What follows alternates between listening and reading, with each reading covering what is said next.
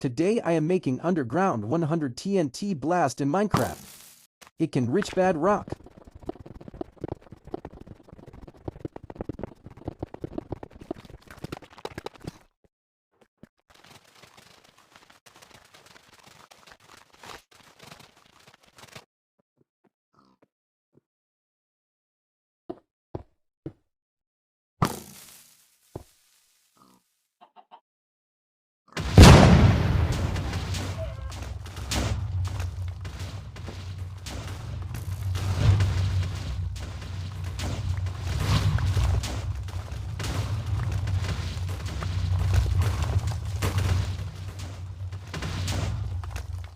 If we hit 500 likes, I'm doing 1000 TNT next.